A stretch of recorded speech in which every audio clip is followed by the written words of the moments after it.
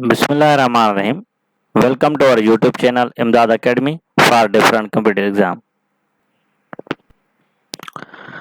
अब यहाँ पर प्रॉपर सबसेट एक कहता है, एक हम उसे कहते हैं इम्प्रॉपर सबसेट। अगर आप सबसेट को याद करेंगे तो आपको मैंने बताया था लेट, तो उस हिसाब से ही आपको चलना है, उनके ही टाइप हैं ये। Let set A and B is a subset of B. Then the set A is called proper subset of B if A does not equal to B. जब इक्वल नहीं होगा तो हम उसको कहते हैं प्रॉपर सबसेट, मींस B लाजमी A से बड़ा होगा, 195 इक्वल नहीं होगा। ठीक है, simply we write A is a proper subset of B। तो यहाँ पर आप देख रहे हैं A के क्या मेंबर हैं, 2 4 6 और B 2 4 6 8 भी है यहाँ पर। तो सिंपली आप क्या करेंगे, then A is a proper subset of B because A is a subset of B and A does not equal to B। तो ये सिंपली इसकी डेफिनेशन है। अगर आप देखेंगे कि A and B does not equal to A and B does not equal है तो ये प्रॉपर सबसेट होगा। इम्प्रॉपर हम सेट तब ही कहेंगे जब ये दोनों इक्वल होंगे। Let set A is a subset of B, the set A is an improper subset of B if A equal to B।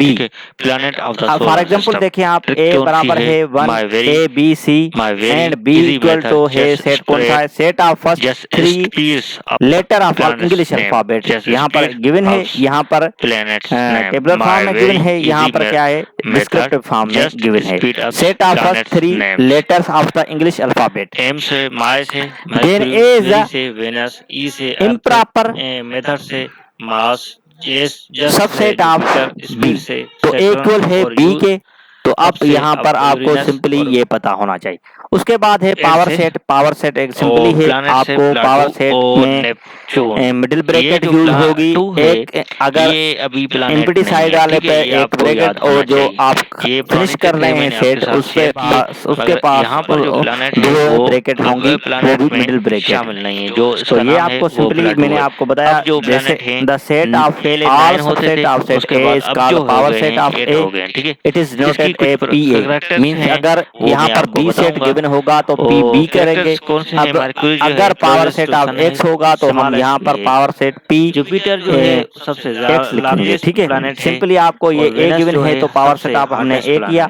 पहले हम एम्प्टी सेट लिखेंगे, उसके बाद एक्स लिखेंगे, वाई लिखेंगे, उसके बाद जेड लिखेंगे। उसके बाद पहले लिखेंगे एक्स वाई, फिर लिखेंगे एक्स जेड, उसके बाद लिखेंगे वाई जेड प्लैनेट या क्वालिटी में। ठीक है, वाई जेड लिखेंगे। उसके बाद हम क्या कहते हैं एक्स वाई जेड लिख सकते हैं। यहाँ पर कोई भी हो आप जनरली वो लिख सकते हैं। यहाँ पर क्या है, एक्स है, खाली सेट है, एम्प्टी सेट है, इसको कहते हैं। उसके बाद एक्स है, वाई और जेड है, सिंपली एक्स वाई इसने लिखा है। उसके बाद इसने लिखा है Y Z.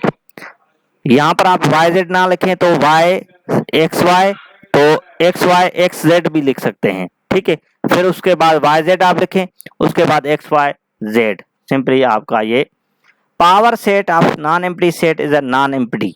Power set of an empty set is a non empty.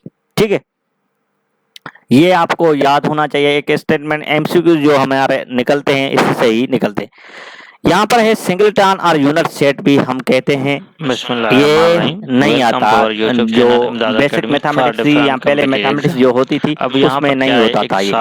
अब यहाँ पर क्या है, a set having a single element is called singleton or unit set। से आपको क्या, तो फॉर एग्जांपल है x x such that x belong to whole number x से श्रीलंका, P से and x is greater than x is less than 1 और I is से a India, O N से Nepal, x is less than 1 is a singleton set।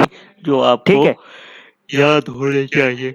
MBBS तो यहाँ पर क्या होगा, जीरो होगा सिंपली। तो यूनिवर्सल सेट हम कहते हैं the super set of all the sets under consideration is called universal set.